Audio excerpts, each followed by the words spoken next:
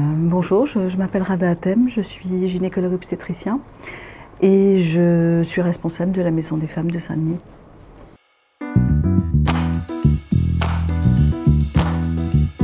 J'ai choisi de monter cette maison pour répondre à des thématiques qui me sont apparues comme extrêmement importantes pour les femmes et pas forcément traitées correctement par l'hôpital. En tant que médecin, bien sûr, ce qui m'intéresse, c'est l'impact des violences sur la santé des femmes et sur leur vie. On voit bien que quand elles sont victimes de violences, que ce soit des viols, de l'inceste, de la violence conjugale, toute leur vie en est complètement chamboulée.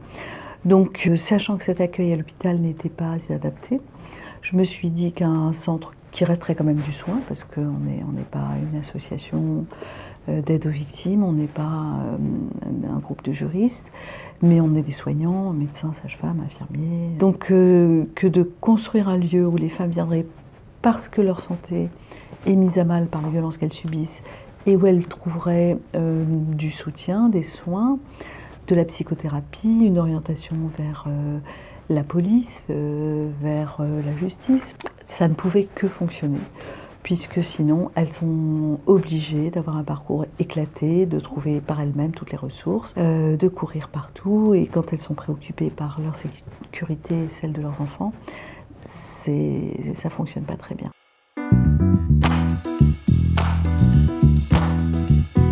À partir du moment où vous avez un projet qui implique un lieu et des gens, il faut trouver de l'argent pour construire le lieu et pour payer les gens. Donc c'était les deux gageurs auxquels je devais me confronter. Donc pour construire, il a fallu trouver de l'argent et là, le financement a été mixte puisque l'État ne pouvait absolument pas financer la totalité.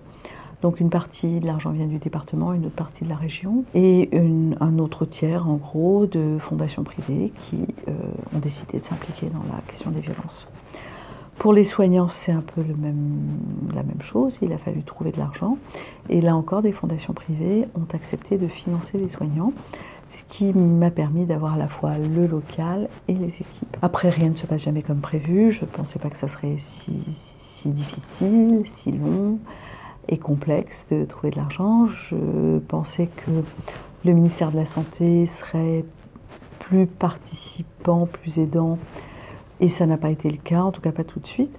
Donc il a fallu gérer tout ça. Et puis je n'avais pas imaginé qu'on aurait autant de succès et qu'on aurait besoin aujourd'hui de doubler de surface.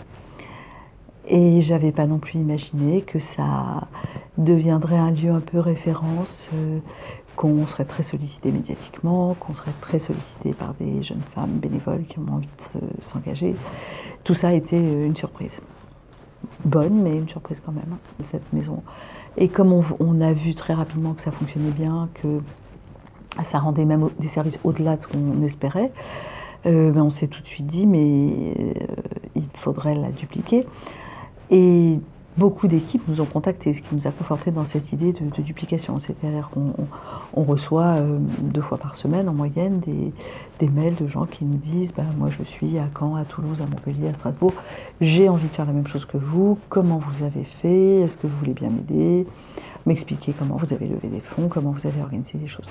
Donc très clairement, il y a une demande du terrain.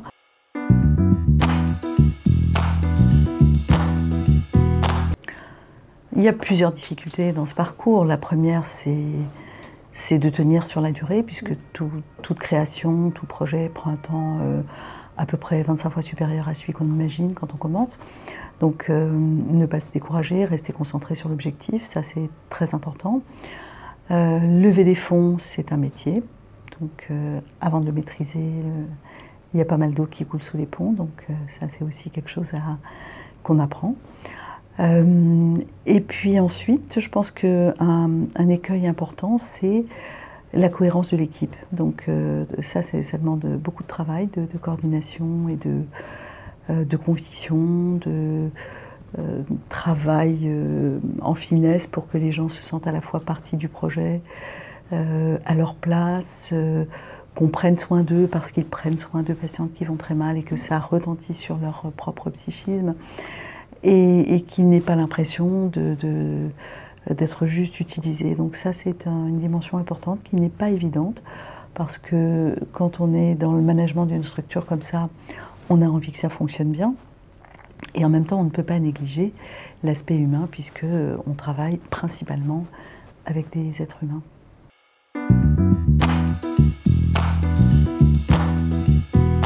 Quand on a créé la Maison des Femmes, ça s'est fait dans une très grande indifférence de la part des politiques.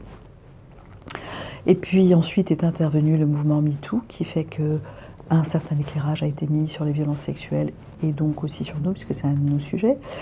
Et que là, la ministre de la Santé de l'époque, Madame Touraine, a décidé de nous financer un peu. Et puis l'Agence régionale de santé a décidé de maintenir ce soutien et même de mettre un peu plus au bout. Et je pense qu'aujourd'hui, avec le travail autour des féminicides, le Grenelle de la violence que Madame Schiappa organise, je pense que le moment est particulièrement pertinent pour faire reconnaître l'importance de notre action. Une structure comme ça répond à des besoins de santé publique. Et malheureusement, après MeToo et après le mouvement autour des féminicides et la mobilisation citoyenne, on ne peut pas faire comme si ce sujet était mineur ou n'existait pas. Donc je pense qu'on est aussi là à un moment où les pouvoirs politiques vont avoir besoin de réponses pour rassurer les citoyens, pour leur montrer qu'on ne botte pas en touche, et que par exemple, proposer de faire plus de maisons des femmes pourrait être une réponse offerte aux citoyens.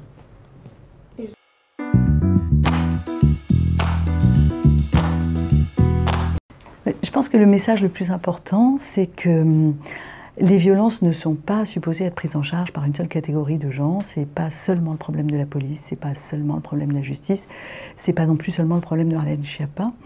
Je pense qu'on est tous responsables, à défaut d'être tous coupables, et que chacun d'entre nous peut agir dans son entourage immédiat, dans l'attention à l'autre, pour dépister justement des signes de souffrance chez son voisin, sa voisine, les enfants qui l'entourent, et pour aussi lutter contre notre propre tendance à nous engouffrer dans des réactions sexistes qu'on ne questionne plus, ou bien dans une certaine indifférence, parce que la vie est difficile pour tout le monde, et que la première réaction serait de se rétracter en disant « je m'occupe de mes affaires » et que si chacun en faisait autant, tout irait bien.